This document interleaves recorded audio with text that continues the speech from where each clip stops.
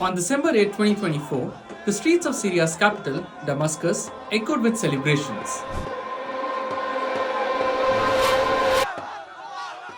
The Syrian Civil War that started in 2011 took a drastic turn as allied rebel forces formerly affiliated to a terror group entered Damascus. Bashar al-Assad's 14-year regime fell.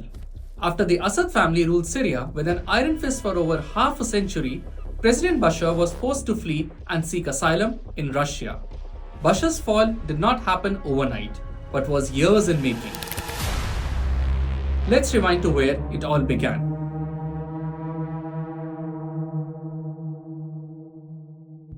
The Assad family belongs to the Alawite dynasty that swayed the Sunni nation of Syria for over 5 decades. Rising to power through a coup, the rule was initiated by Hafez al-Assad in the 1970s.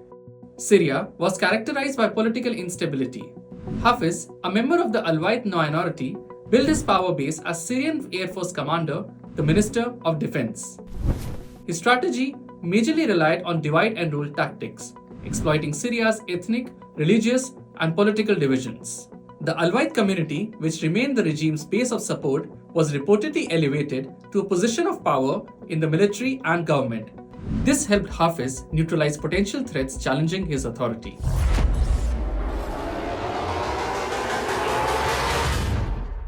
Hafez intended to pass his legacy to elder son Basil, but Basil's untimely death in a car accident in 1994 forced Hafez to turn to Bashar.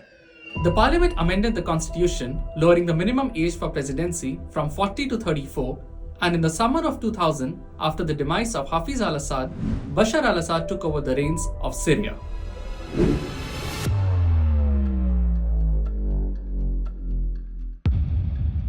In 1992, Bashar al-Assad went to London to study ophthalmology at the Western Eye Hospital.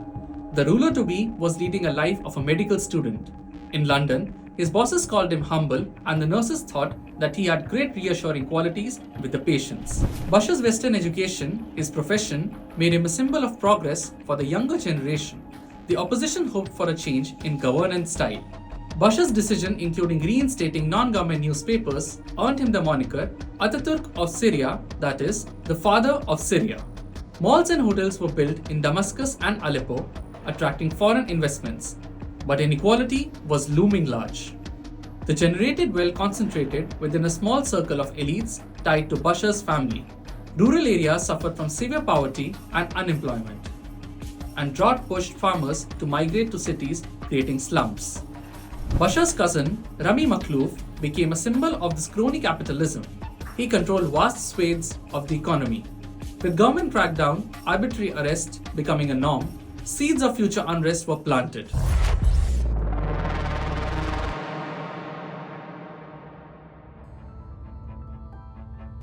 In early 2011, a wave of protests rocked the Arab world, affecting Libya, Egypt, Yemen, Syria, and Bahrain. The Arab uprising reached Syria with a small demonstration in the southern city of Dara, but in no time spiraling into a nationwide movement. Protesters demanded freedom, dignity, an end to corruption, and access to basic rights long denied under Assad's rule. Bashar offered to release political prisoners, lift Syria's emergency law, but protests still persisted, triggering demonstrations and violent crackdown. Streets turned into battlegrounds, protests evolved into armed uprising, and factions of military defected, demanding the end of Bashar's rule. More than 500,000 people were killed, over 12 million were forced to flee.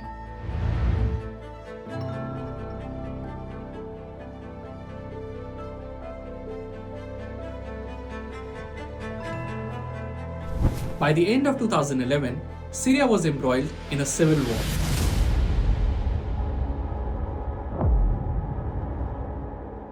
What started as a story of hope in 2000 took a dark turn.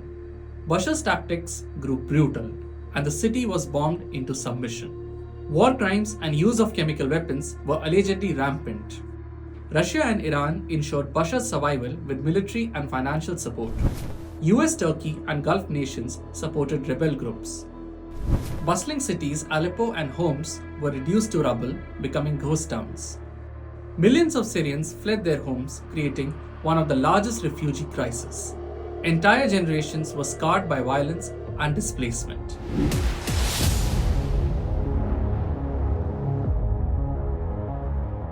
By 2020, Bashar al-Assad's regime weakened under international pressure and relentless toll of war. Allegations of war crimes mounted and allies began to distance themselves.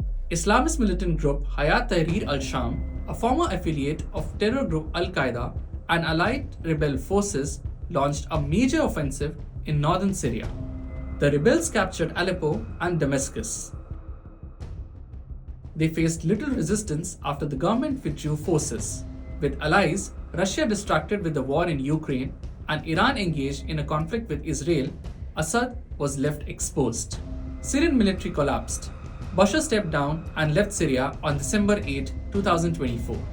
Jail inmates wept in joy, purportedly seen reuniting with families and holding up their hands to show how many years they had been in prison.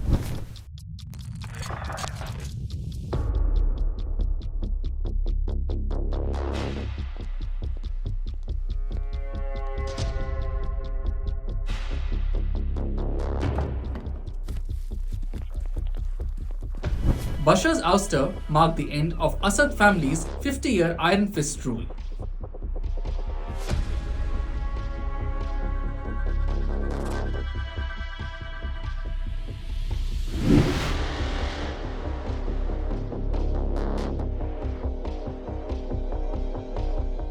In 1957, then Prime Minister Jawaharlal Nehru made a pit stop at Damascus on his way to the United States. A street in Damascus iconic Umayyad Square was named Jawaharlal Nehru Street.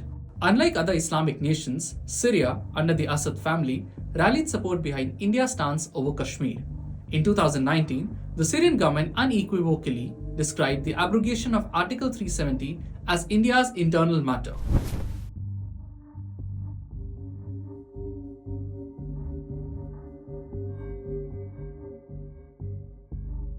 Over the years, India has pushed for a Syrian-led resolution to the civil war, in accordance with the United Nations Security Council. Contested by Israel, New Delhi also backed Syria's claim over Golan Heights. The Golan Heights, a rocky plateau in southwest Damascus, was seized by Israel in 1967. Most of the Syrian Arab inhabitants had fled the area during the conflict. Syria had tried to retake the Golan Heights in 1973, but the surprise attack was thwarted.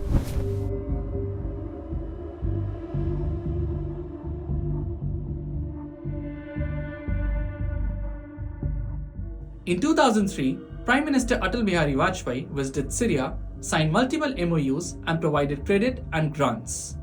5 years later, Bashar al-Assad visited India and endorsed agricultural cooperation and educational plans. Both the countries maintained bilateral ties and trades flourished. ये भारत के लिए चिंताजनक बात है। इसी के जो groups हैं वो उनका पास्ट पिछला जो था वो तो सब बहुत आतंकवादी था और ये सभी लोग भारत के विरुद्ध रहे कभी न कभी। इनके लिंक पाकिस्तान से। What is next for India-Syria ties after the fall of Bashar al-Assad?